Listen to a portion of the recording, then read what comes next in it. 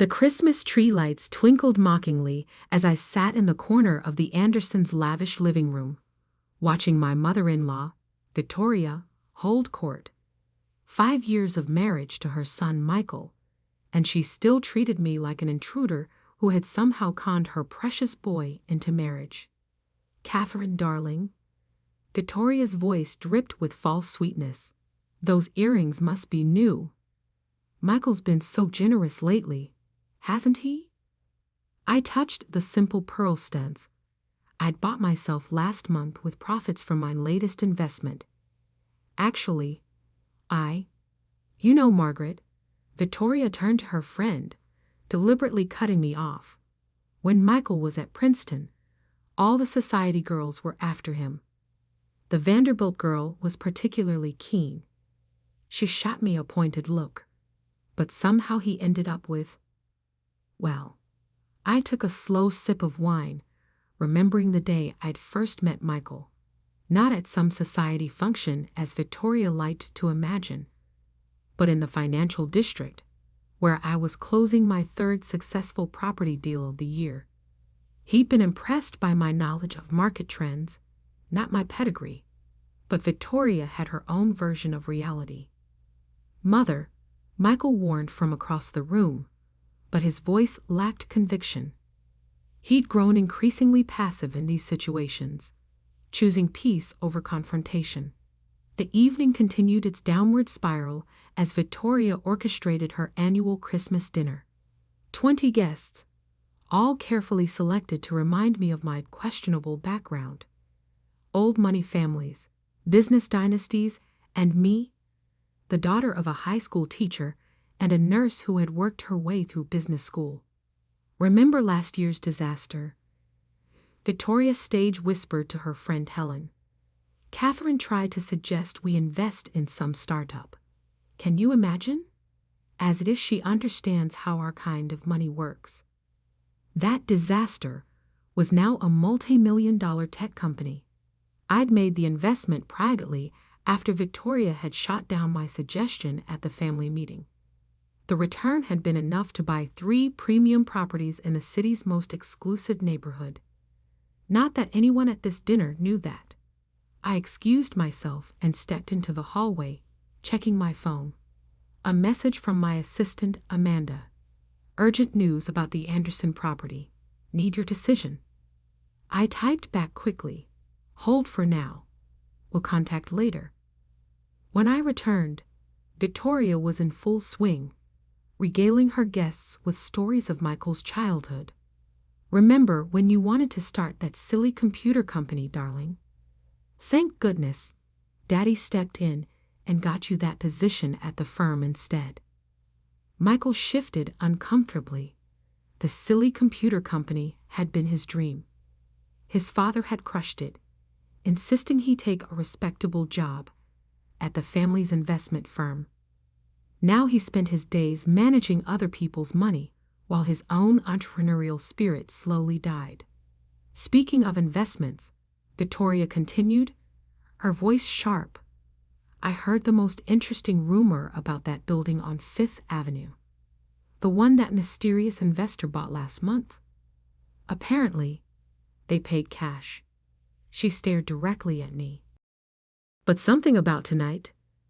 Maybe it was the wine, maybe it was years of accumulated frustration, made me speak up. "Actually, the market's quite robust if you know where to look," I said calmly. "Just last month, a private investor acquired the entire Carlton building portfolio. Quite a shrewd move, really." Victoria's eyes narrowed. The Carlton portfolio had been something her husband had tried to acquire for years. What she didn't know was that I had outbid him through one of my shell companies. "Well," she said sharply, "some of us prefer legitimate business dealings. Not everyone can afford to throw money around without explanation." The room temperature seemed to drop. Michael stared into his wine glass, a muscle twitching in his jaw. "What exactly are you implying, Victoria?" I asked quietly. She stood, her chair scraping against the hardwood floor. I'm implying, dear, that none of us are fool enough to believe you could afford property on Fifth Avenue on your own. So either my son has been foolishly giving you access to his accounts, or she let the accusation hang in the air. Mother, Michael started, but she waved him off. No, it's time someone said it. We've all been too polite for too long. Victoria's voice rose. You show up from nowhere, marry my son, and suddenly, you're buying premium real estate. Do you think we're idiots? The room was silent, except for the gentle tinkling of ice in nervous guests' glasses. Let's be clear, Victoria continued, her voice trembling with anger. We all know what you are, a gold digger who got lucky with my son. But if you think you can use his money to play real estate baron, gold digger. The word exploded from her like a weapon, echoing off the expensive wallpaper. That's what you are, isn't it? Admit it. Just then, the doorbell rang. Victoria's housekeeper hurried to answer it, probably grateful for the interruption. My assistant Amanda walked in, calm and professional in her tailored suit. She carried a leather portfolio and wore the slight smile I recognized from our biggest deals. I'm sorry to interrupt, she said, though her tone suggested she wasn't sorry at all. Mrs. Anderson, I have some documents that require immediate attention. Victoria waved her hand dismissively. Whatever it is can wait. We're having a family dinner. I'm afraid it can't wait, Amanda continued smoothly. Your mortgage payment is late again, as your lender requires notification. My mortgage? Victoria's face flushed. What are you talking about? Our mortgage is with First National. Was with First National, Amanda corrected, opening her portfolio. The loan was purchased last year by Summit Holdings. She paused, her eyes meeting mine. Along with most of your family's outstanding debts. The room went completely silent. Even the ice stopped tinkling. Summit Holdings. Victoria's voice was barely a whisper. But that's one of my companies. I finished quietly. Along with the Shell Corporation that owns the Fifth Avenue building you mentioned earlier, and the Carlton portfolio, and about 30 other premium properties in the city. I stood, smoothing my dress. I never touched Michael's money, Victoria. I never needed to. While you were all laughing at my little side business, I was building an empire, one property at a time, with my own money, my own sweat, and my own intelligence. Victoria's legs seemed to give out, and she sank back into her chair. The truth was finally hitting her. All those buildings she'd coveted, all those mysterious deals she'd gossiped about, they were all mine. The mortgage, she began, is due tomorrow, Amanda confirmed, along with the country club membership fees, the summer house maintenance loans, and the credit line for your recent renovation, all now held by Mrs. Catherine's companies. I picked up my purse, ready to leave. The night had gone exactly as I'd planned, though I hadn't expected Victoria to make it quite so easy. Why? Michael asked, speaking for the first time. Why didn't you tell me? I looked at my husband, seeing him clearly perhaps for the first time. Would you have believed me? Or would you have sided with your mother, assumed I was lying, cheating, gold digging? The silence was answer enough. Merry Christmas, Victoria, I said, heading for the door. Amanda will help you set up a payment plan. I'd hate to have to foreclose on family property.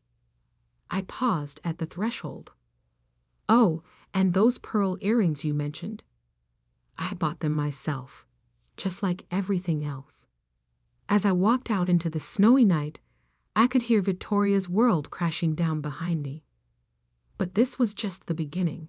I had plans for the Anderson family empire, plans that would make tonight's revelation look like a holiday party game. The real power play was yet to come. The snow crunched under my heels as I walked to my car, leaving behind the sounds of chaos erupting from the Anderson mansion. Amanda fell into step beside me, her tablet already out. "Should I send the full portfolio analysis to their accountant?" she asked. "No," I replied, watching my breath form clouds in the cold air. "Let them stew for 24 hours first. Sometimes the anticipation of bad news is more effective than the news itself." As my driver pulled up in our unmarked black SUV, I couldn't help but smile at the irony. For 5 years, I'd arrived at this house in my own modest car, playing the role Victoria had cast me in, the social climbing gold digger who'd somehow trapped her precious son. Little did she know that I owned not just her mortgage, but the very ground beneath her feet.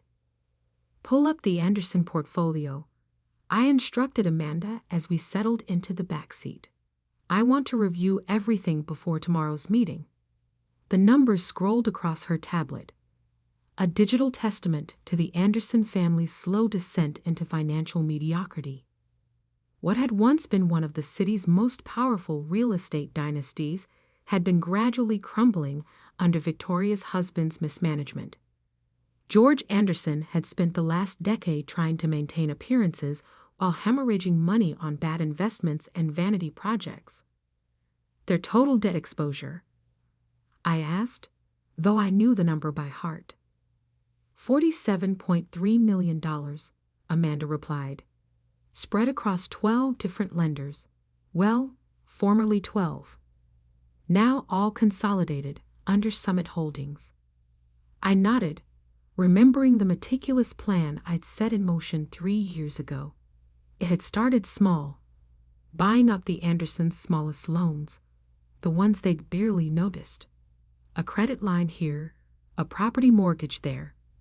Each purchase made through a different shell company, each transaction untraceable to me. "Pull up the timeline," I said. Amanda swiped through screens until she found the document we'd labeled Project Karma. It detailed every step of my systematic acquisition of Anderson debt, alongside their own failing attempts to maintain their empire. March 2022. While Victoria was mocking my little real estate business at their Easter brunch, I was purchasing their country club's mortgage through my third shell company. June 2022. As George Anderson publicly dismissed me as the gold digger at a charity gala, I was outbidding him on the Carlton portfolio through my hedge fund. September 2022. When Victoria accidentally spilled wine on my dress at her garden party, I was finalizing the purchase of their summer house loan. "Send the foreclosure warnings," I instructed Amanda. "One for each property, from each different holding company. Let them realize just how completely they're surrounded." "Already queued up," she confirmed. "They'll receive the first batch tomorrow morning." "What about Michael?" Michael. My husband. The man who'd never quite found the courage to stand up to his mother. Who'd watched silently tonight as Victoria spewed her venom, just as he'd done countless times before. "He'll get the full disclosure packet at his office tomorrow," I said, including the prenup analysis. That had been Victoria's crowning achievement, the prenuptial agreement she'd forced Michael to present me with before our wedding. I'd signed it without argument, much to her suspicious surprise. What she hadn't realized was that I'd already been worth more than their entire family at that point. "Speaking of Michael," Amanda said carefully, "he's been trying to access the Anderson Investment Group's main accounts for the past hour." I smiled. "He's finally figured out he can't get in." Yes, the system locked him out at 9 p.m., exactly as planned. Another piece of the puzzle falling into place. While Victoria had been busy watching me for signs of gold digging, she'd missed the real threat. Over the past year, I'd systematically gained control of their investment group's digital infrastructure through a series of seemingly unrelated AT contracts. "What's our current position in Anderson Industries?" I asked. Amanda pulled up another screen. "Through various funds and holdings, we now control 48% of their public shares. Another 3%, and we'll have majority control." I watched the city lights blur past the car window, remembering the day I'd first met the Andersons. I'd already been successful, already building my empire in secret. But something about their arrogance, their casual cruelty wrapped in social pleasantries, had triggered a desire to teach them a lesson. "Send me the guest list from tonight," I said. "Already done. Interesting note. 3 of the couples present are also heavily leveraged with loans we've acquired." Perfect. The Andersons' social circle was about to discover that their financial foundations were as shaky as their moral ones. "What about the evidence file?" I asked. Amanda patted her briefcase. "All here. Every email, every memo, every questionable transaction George Anderson has authorized over the past decade. Enough documentation to interest both the SEC and the district attorney's office. I discovered George's creative accounting practices 2 years ago. Rather than expose him immediately, I'd carefully documented everything while buying up his debt. Sometimes the best weapon is simply knowing when not to use it." The car pulled up to my private office building, not the modest space where I met clients, but the penthouse suite where I actually ran my empire. As we rode the private elevator, Amanda updated me on the night's market movements. "The Asian markets are responding to our positions exactly as predicted. By morning, Anderson Industries stock will be down 3%. Just enough to panic their board members, but not enough to trigger any regulatory alerts. The pieces were all in place." "What about Victoria's pet project?" I asked as we entered my office. Amanda pulled up another file. "The Anderson Foundation? Their annual gala is scheduled for next week. All the old money families will be there, as usual." "Perfect timing," I said, settling behind my desk. "Have our PR team ready. When Victoria realizes she can't make the donation she's already promised, the social embarrassment will be—" I paused, choosing my words carefully. "Educational." I spent the next 2 hours reviewing documents and signing authorizations. By morning, the Andersons would face a coordinated assault on every front: financial, social, and legal. Each move had been planned months in advance, every contingency accounted for. "Should I activate Phase 2? Amanda asked as she prepared to leave. I thought about Victoria's face when she called me a gold digger, about Michael's silence, about 5 years of subtle insults and social snubs. "Yes," I said. "It's time they learned what real power looks like." As Amanda left, I pulled up the real estate listings on my private server. The Anderson Mansion, their summer house, their beloved country club. I owned it all now, one way or another, but property was just the beginning. My phone buzzed. Michael, calling for the 3rd time tonight. I let it go to voicemail, just as I had the previous calls. He'd had his answers soon enough. Tomorrow, the Andersons would wake up to find their world crumbling. Their accounts frozen, their properties in jeopardy, their social standing teetering on the brink. But that was just the opening move. I opened my safe and pulled out a single file labeled Anderson Legacy. Inside was the document I'd been saving for the perfect moment. Proof that the Anderson fortune had been built on a lie 3 generations ago. Victoria's precious family history was about to become very public. Very embarrassing history. "Miss Sullivan?" My security chief's voice came through the intercom. The team is in position at all Anderson properties, as requested. Excellent, I replied. Maintain surveillance, but take no action until my signal. I walked to the window, looking out over the city I'd quietly come to own while playing the role of the humble daughter-in-law. Tomorrow, the masks would come off. Tomorrow, the Andersons would learn what it truly meant to lose everything. And it would all happen exactly according to plan. The Anderson Foundation Gala was in full swing, crystal chandeliers gleaming above Manhattan's elite as they sipped champagne and congratulated themselves on their generosity. Victoria Anderson stood at the center of it all, basking in what she didn't realize would be her last moment of social triumph. I watched from the mezzanine level of the Plaza Hotel's ballroom, noting how she kept glancing nervously at her phone. It had been a week since the Christmas dinner revelation, and the Andersons' world had been slowly unraveling, one thread at a time. The SEC representatives have arrived, Amanda murmured beside me. They're waiting in the side room as requested. And George Anderson? Still trying to access the offshore accounts he thought no one knew about. She smiled slightly. He's discovered they've all been frozen. I checked my watch. 8:45 p.m. In 15 minutes, Victoria would make her annual speech and announce the Foundation's landmark donation to the city's children's hospital, a donation that, unknown to her guests, she could no longer make. Michael stood by his mother's side, his face drawn and pale. He hadn't been home since learning the truth about my empire.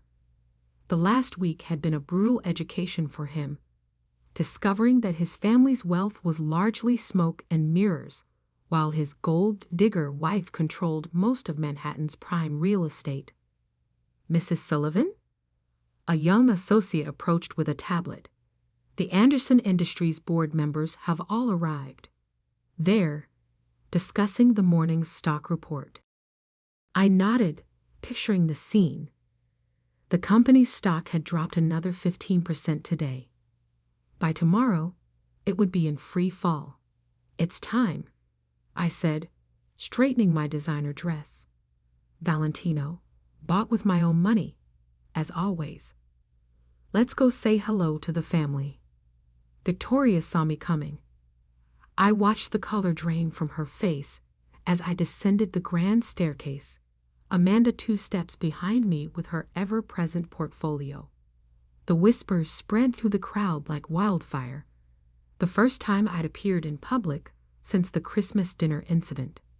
Catherine, Victoria managed, her social mask firmly in place. I'm surprised you'd show your face here. I wouldn't miss it for the world, I replied smoothly. After all, I have some announcements of my own to make. Before she could respond, George Anderson burst through the crowd, his face mottled with rage. You, he sputtered. What have you done to our accounts? Heads turned.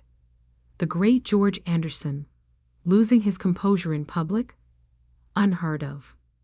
I haven't done anything illegal, if that's what you're asking. I said calmly. I simply consolidated my holdings. Would you like me to explain exactly how much of your family's debt I now own? Victoria grabbed my arm, her fingernails digging in. This is not the time or place. Actually, I cut her off. This is exactly the time and place. I raised my voice slightly. In fact, I believe it's time for the evening's announcements. Shall we begin with your foundation's donation? Victoria's face went from red to white. She'd spent the last week desperately trying to access funds that no longer existed, watching in horror as every financial door slammed shut. Ladies and gentlemen, I called out, my voice carrying across the suddenly quiet ballroom. I'm afraid there's been a slight change to tonight's program. The Anderson Foundation will not be making its promised donation to the Children's Hospital. The crowd erupted in murmurs. Victoria's annual donation was a cornerstone of the city's charity season. However, I continued, Sullivan Enterprises will be stepping in with a donation of $50 million, 5 times the Anderson Foundation's planned contribution. Now the murmurs turned to gasps. Sullivan Enterprises, my company, had been operating in the shadows for years. Tonight, it would step into the light.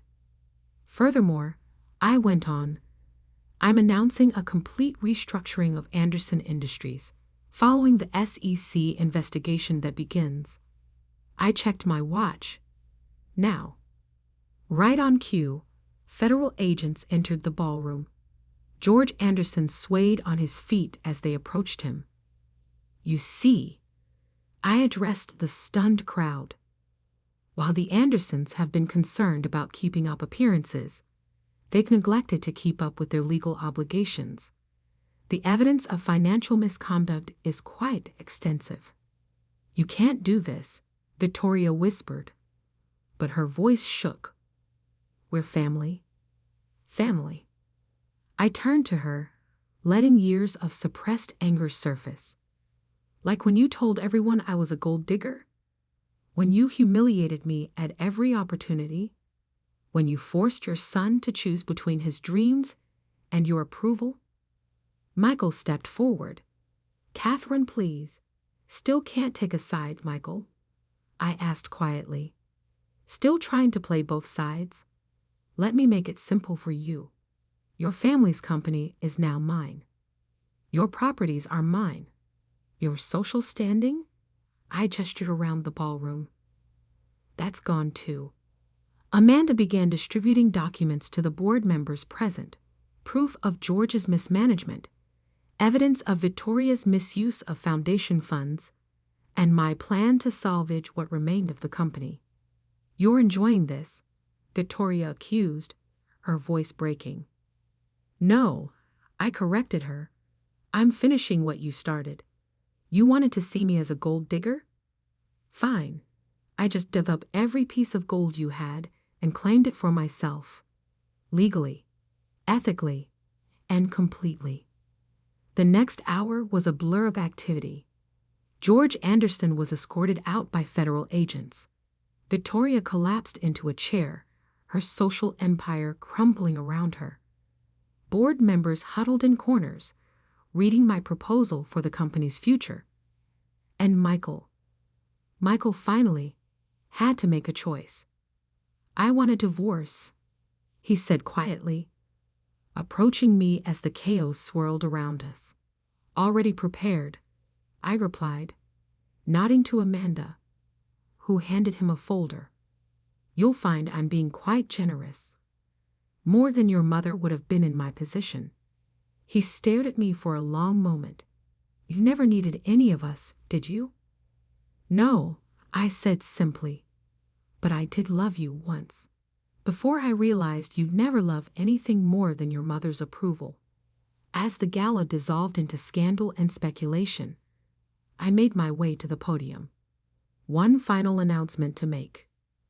Ladies and gentlemen, I called out. While this evening has been eventful, let's not forget why we're here.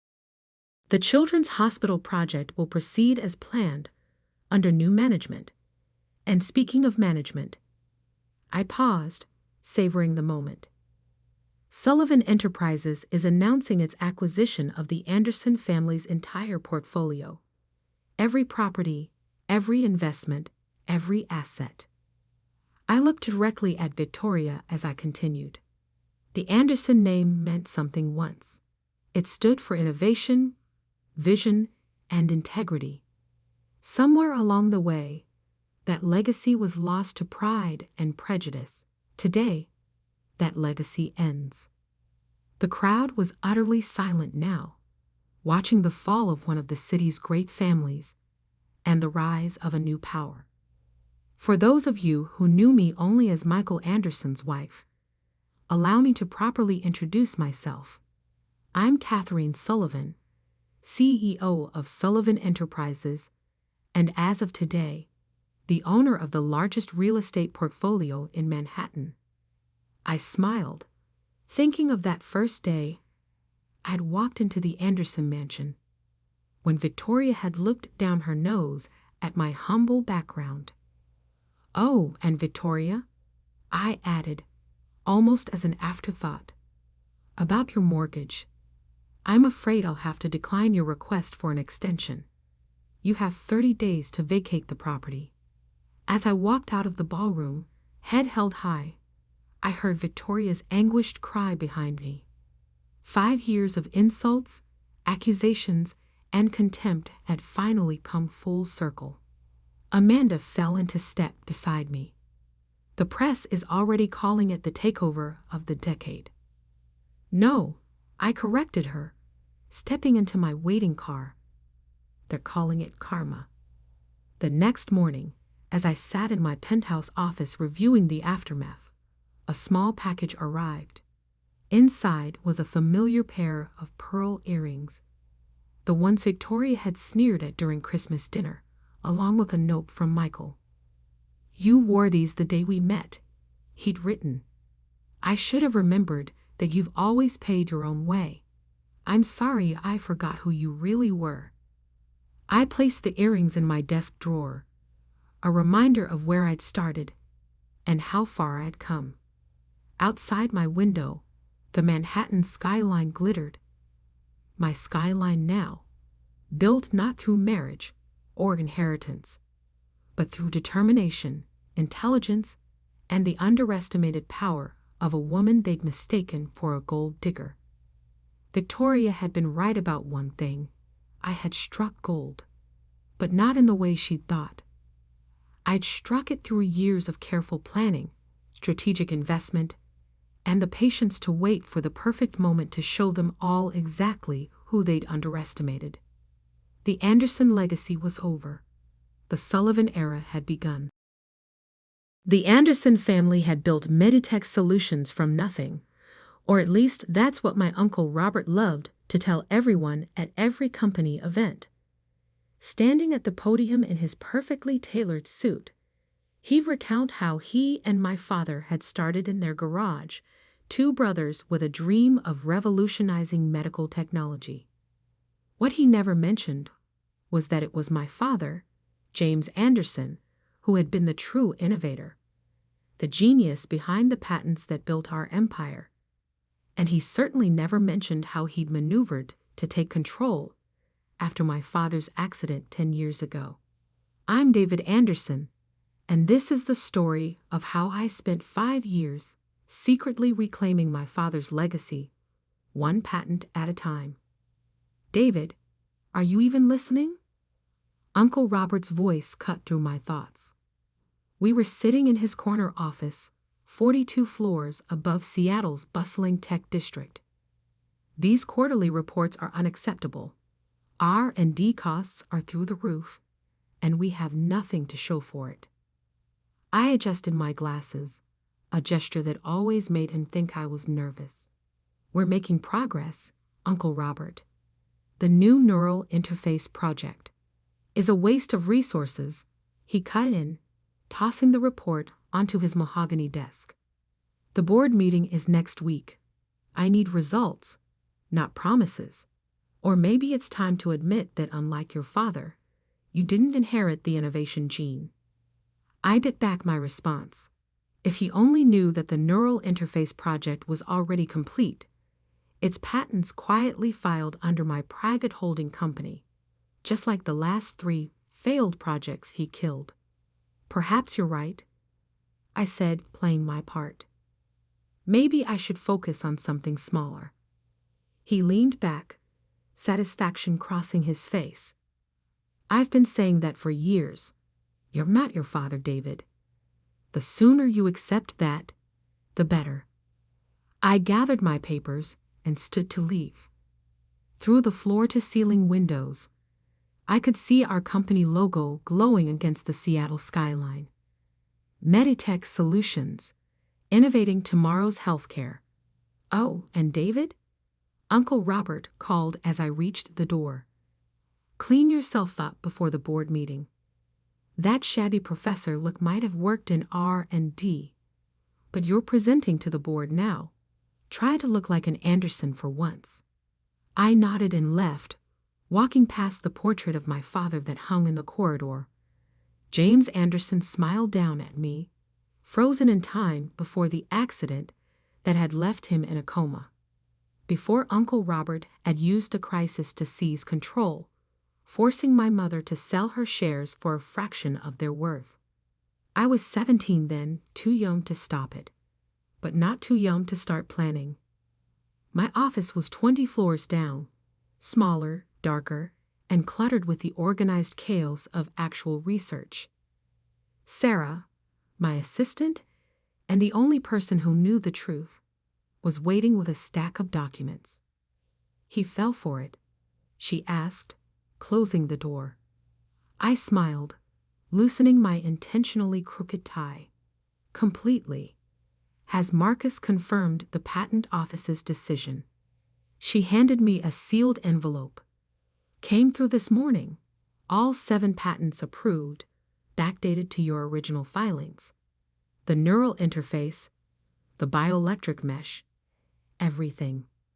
Your uncle has no idea they even exist. And the ownership structure. Triple-blind holding companies, just like the others. Even if they trace them, they'll never get through all the layers." She paused, watching me review the documents. "David, are you sure about this? Once you reveal everything at the board meeting." I touched the photograph on my desk, my father at me in his lab, both of us grinning over some shared discovery. "He tried to erase my father from his own company, Sarah. Used a family tragedy to steal everything we built. And now, he has the nerve to tell me I'm not good enough to be an Anderson? While you've secretly developed more groundbreaking patents in 5 years than the company has in the last 10, she finished. I know. Be careful. Men like your uncle don't lose gracefully." I locked the patents in my safe and turned to my computer, checking the special email account I used to communicate with my father's old friend, Judge William Morrison. The reply I'd been waiting for had finally arrived. "Medical proxy transfer approved. You now have full legal authority regarding your father's care." Another piece falling into place. Uncle Robert had arranged for my father's care at a private facility, maintaining control over both his medical decisions and his remaining patents. He'd never expected me to spend years building relationships with the hospital board, documenting every neglectful decision, every missed treatment opportunity. Sarah was still watching me, concern evident in her expression. "What are you telling me?" "The doctors say there's a new treatment. Experimental. Using technology based on Dad's original research. Research that Uncle Robert buried because it wasn't immediately profitable." I met her gaze. "There's a chance it could help him wake up." "My God," she whispered. "Does your uncle know?" "He will. At the board meeting. Along with everything else." I turned back to the photograph. 10 years ago, he thought he'd won everything.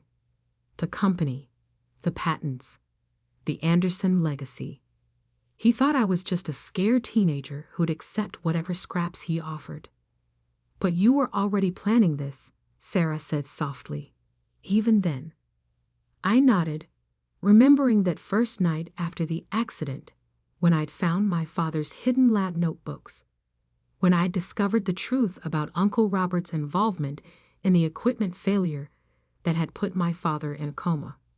A scared teenager who spent the next decade becoming exactly what he wanted. The quiet, ineffective nephew who couldn't live up to his father's genius. The perfect cover for building something right under his nose. My phone buzzed. A message from Uncle Robert's secretary. "Mr. Anderson requests your preliminary presentation materials by 5 p.m. I smiled, thinking of the presentation I'd actually prepared. Not the watered-down failure he was expecting, but a comprehensive revelation of every patent I'd secretly developed, every innovation he dismissed as impossible, every piece of evidence proving that I wasn't just my father's son, I was his revenge. "Sarah," I said, straightening my purposefully rumpled jacket, "I think it's time we stopped playing the part of the incompetent division. Call Marcus at the patent office. Tell him to prepare everything we discussed. Next week's board meeting is going to be educational." She nodded, already reaching for her phone. "And your uncle?" I looked out at the Seattle skyline, at the company logo my father had designed. Let him enjoy his corner office for a few more days. After all, the best revenge isn't just about winning. It's about letting them see exactly how badly they've lost. The stage was set. The patents were secured. And in 7 days, Uncle Robert would learn that the nephew he dismissed as a failure had been building an arsenal of innovations that would reshape not just the company, but the entire medical technology industry, all while playing the role of the disappointment he created. Sometimes the greatest power lies not in fighting back, but in letting them think they've already won. And next week, when those patent documents appeared on the screen, Uncle Robert would finally understand just how completely he'd lost the war he didn't even know he was fighting. The week before the board meeting passed in a blur of careful preparation. Uncle Robert, confident in his control, had no idea that every dismissive comment, every condescending gesture, was being meticulously documented. Each interaction another nail in the coffin of his carefully constructed lies. "Your presentation materials are a joke," he declared, tossing my intentionally flawed preliminary report across his desk. "Basic research any first-year intern could produce. Is this really the best you can do?" I adjusted my glasses nervously, a gesture I'd practiced until it became second nature. I can revise it. Don't bother." He turned to stare out his window at the Seattle skyline. "I've already asked Dr. Phillips to prepare a backup presentation. At least he understands what real innovation looks like." Dr. Phillips, the same researcher who had helped Uncle Robert sabotage my father's lab equipment 10 years ago. I'd found the evidence in encrypted emails, carefully preserved on backup servers that Robert thought he'd wiped clean. "Of course," I mumbled, gathering the scattered papers. "Whatever you think is best." His voice stopped me at the door. "You know, David, maybe it's time you considered a different career path. Your father, he'd understand. Not everyone inherits the genius gene." I turned, letting him see exactly what he expected. Defeat, resignation, the familiar shame of a son who couldn't measure up. "Maybe you're right." Back in my office, Sarah was waiting with the real presentation materials. "Everything's ready," she said, closing the door. "Marcus confirmed that all patent registrations are now publicly searchable. The timing will be perfect." I unlocked my safe and pulled out a thick folder labeled Project Legacy. Every innovation I'd developed over the past 5 years, each one building on my father's original research. The neural interface that could revolutionize prosthetic limbs. The bioelectric mesh that could regenerate damaged nerve tissue. And most importantly, the therapeutic protocol that could help patients like my father emerge from long-term comas. "The hospital board voted this morning," Sarah continued. "They've approved the transfer of your father's care to the new facility. Everything's in place for the treatment to begin next week." I nodded, thinking of the private medical center I'd secretly helped fund, staffed by doctors who'd worked with my father before the accident. Has Uncle Robert noticed any of the preparations? He's too busy damage controlling the Milton contract situation. Sarah smirked. "Apparently, Their CEO was very upset to learn that their primary contact at Meditech has been developing revolutionary technology for a competing firm. That had been one of my more elegant moves, using a shell company to file patents that would directly compete with Uncle Robert's most lucrative contracts. The resulting stock volatility had the board nervous, making them more receptive to what I was about to reveal. "David?" Sarah's voice softened. "There's something else you should see." She handed me a manila envelope. Inside was a police report from 10 years ago, the official investigation into my father's accident. Most of it I'd seen before, but one detail caught my eye.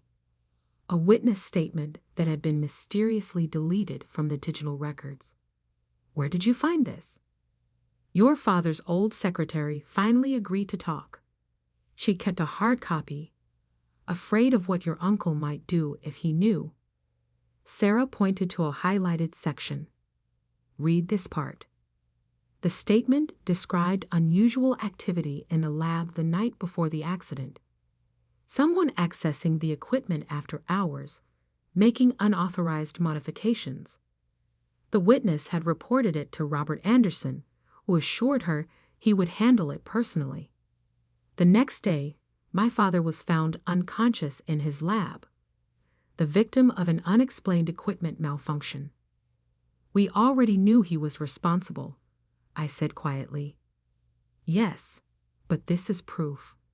Official documentation that he was warned about potential tampering and did nothing." Sarah met my gaze. "This isn't just about patents anymore, David. This is criminal negligence at best, attempted murder at worst." I carefully resealed the envelope. Have copies sent to every board member's private email, timed to arrive during my presentation. The next few days passed in careful orchestration. I made sure to appear distracted and unprepared whenever Uncle Robert was watching. I fumbled equipment during demonstrations, stuttered through progress reports, played the part of the failing son so perfectly that he actually began to feel sorry for me. "I've been thinking," he said during our final pre-board meeting. "Maybe we could find you a position in corporate communications, something less technical." "That's very kind," I replied, letting my voice shake slightly. "But I'd like to try presenting my research first. One last time." He sighed paternally. "If you insist, just try not to embarrass yourself too badly, for your father's sake." The morning of the board meeting, I arrived early to find Sarah already in my office, practically vibrating with nervous energy. "Marcus called," she reported. "The patent office just published everything. Full documentation, complete ownership trails, all of it." She paused. "There's no going back after this." I walked to my window, looking down at the city awakening below. Somewhere out there, in a private medical facility, my father lay waiting for the treatment that could bring him back to us. The treatment his own brother had dismissed as impossible. "Did you know," I said quietly, "that the night before the accident, Dad told me he was planning to remove Uncle Robert from the company. He discovered financial irregularities, unauthorized testing, ethical violations. He was going to present it all at the next board meeting." Sarah's eyes widened. "Just like you're doing today. History repeats itself." I turned back to my desk, beginning to gather the real presentation materials. But this time, the son finishes what the father started. My phone buzzed. Uncle Robert's final message before the meeting. "Try not to waste too much of the board's time. Dr. Phillips' presentation will cover any gaps." I smiled, thinking of the gaps that were about to be revealed in his own carefully constructed facade. The patents he didn't know existed. The witness statement he thought he buried. The evidence of his involvement in my father's accident. "It's time," Sarah said softly. I straightened my tie. No more intentional sloppiness. and picked up my presentation materials. Uncle Robert wanted me to be a failure, I said. He spent 10 years convincing everyone that I couldn't live up to my father's legacy. And instead, I surpassed it. Built something bigger than he could imagine. Right under his nose. I headed for the door. Let's go show him exactly what the Anderson genius gene can do. The boardroom awaited, and with it, a reckoning 10 years in the making. Uncle Robert thought he was about to witness my final failure. Instead, he was about to learn that sometimes the greatest innovations aren't just technological. Sometimes they're the careful, patient construction of a truth so powerful it can shatter a decade of lies with a single presentation. And I had one hell of a presentation ready. The Meditech Solutions boardroom gleamed with power and privilege. 15 board members seated around a massive mahogany table, each representing billions in investment capital. Uncle Robert sat at the head, naturally, with Dr. Phillips at his right hand. I could see them exchanging confident smiles, already anticipating my humiliation. If only they knew. Let's begin, Uncle Robert announced, his voice carrying that familiar note of condescension. David has prepared a presentation on his recent research activities. Try to be patient. A few board members chuckled politely. I stood, connecting my laptop to the room's display system. Sarah sat in the corner, recording everything as planned. Thank you, Uncle Robert, I said, my voice steady. No more nervous adjustments of my glasses. No more practiced stumbling. I'd like to discuss the future of medical technology, specifically in neural interfaces and regenerative medicine. We've been through this, Robert interrupted. Your preliminary reports showed no viable. Those weren't my real reports, I said quietly. The room went still. Those were what I wanted you to see. Just like you've spent 10 years seeing exactly what you wanted to see. A failure. A disappointment. A son who couldn't match his father's genius. I clicked to the first slide. Patent documents filled the screen. My name clearly listed as inventor. Then another, and another. 7 in total, each representing a breakthrough that could revolutionize modern medicine. What is this? Dr. Phillips demanded, shuffling through his papers. These patents aren't in our database. Because they don't belong to Meditech, I replied. They're registered to my private holdings. Every innovation you dismissed, every project you killed, I developed them independently, while playing the role you created for me. Uncle Robert's face had gone pale. This is corporate espionage, using company resources for private. Actually, I clicked to the next slide, showing detailed financial records. Everything was developed using my own resources. Resources I've been accumulating since I was 17, since the day of my father's accident. The boardroom erupted in whispers. I saw several members checking their phones, no doubt finding the email Sarah had timed to arrive at exactly this moment. The neural interface you called impossible? I continued, my voice gaining strength. It's already in clinical trials. The regenerative mesh you said would never work. 3 major hospitals are preparing to adopt it. And the coma recovery protocol you dismissed as fantasy. I turned directly to my uncle. That begins testing next week, on Dad. Robert shot to his feet. D is incompetenti fraud must believe, he shouted, desperation creeping into his voice. He's trying to steal my brother's legacy. Your brother's legacy. I opened the final file. Let's talk about that legacy, Uncle Robert. Let's talk about what really happened in Dad's lab 10 years ago. The police report appeared on screen, the witness statement highlighted. Then the encrypted emails between Robert and Dr. Phillips, discussing equipment modifications. Financial records showing money transferred to offshore accounts the day before the accident. You see, I addressed the board directly. My father was planning to remove his brother from the company. He discovered ethical violations, unauthorized testing, financial fraud. He was going to present it all at the next board meeting. I paused, letting the parallels sink in. Sound familiar? Dr. Phillips suddenly stood, heading for the door, but two security guards, ones I'd personally hired, blocked his exit. 10 years ago, you thought you'd won everything, I told my uncle, who had collapsed back into his chair. The company, the patents, the Anderson legacy. You thought you destroyed one brother and controlled the other. You don't understand, he whispered. I built this company too. I deserved to nearly kill your brother, to steal his son's inheritance, to bury innovations that could help millions, just because they weren't immediately profitable. I shook my head. No, Uncle Robert, you deserved exactly what you were about to get. On cue, the boardroom doors opened.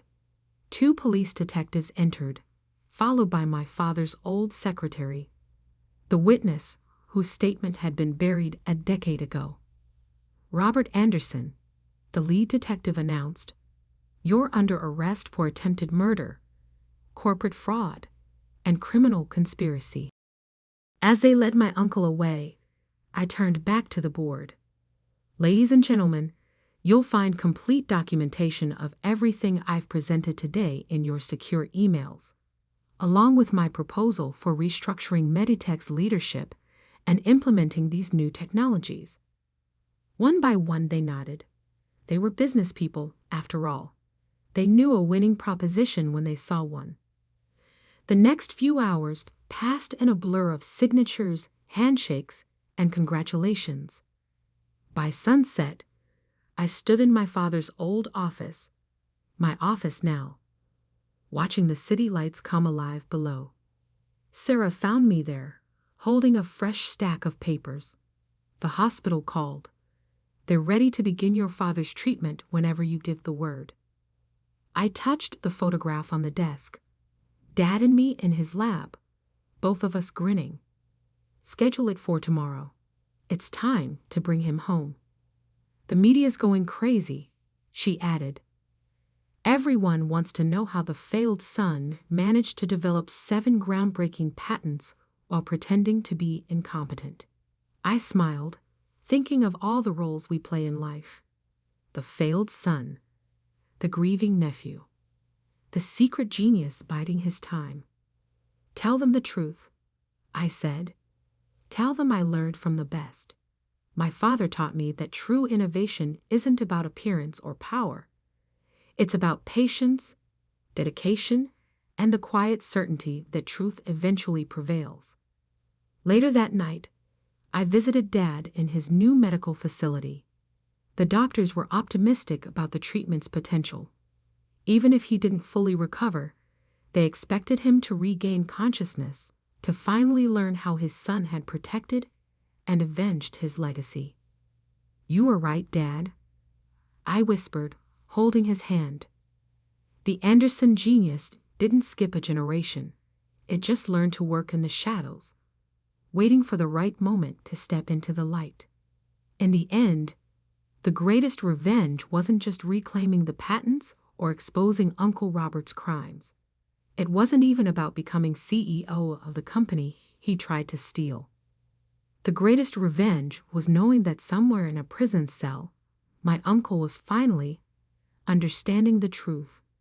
He'd spent 10 years mentoring his own destruction, teaching me exactly how to play the role of the failure while building something far greater than he could imagine. And that was the most innovative thing of all, because sometimes the quietest revolutions are the ones that change everything. Sometimes the greatest power lies not in what you show the world, but in what you keep hidden until exactly the right moment. Just ask Uncle Robert. He has plenty of time to think about it now. As for me, I have a company to run, technologies to develop, and most importantly, a father to help heal. After all, that's the true Anderson legacy, not power or patents or profit, but the relentless pursuit of innovations that can make the world better. One quiet revolution at a time.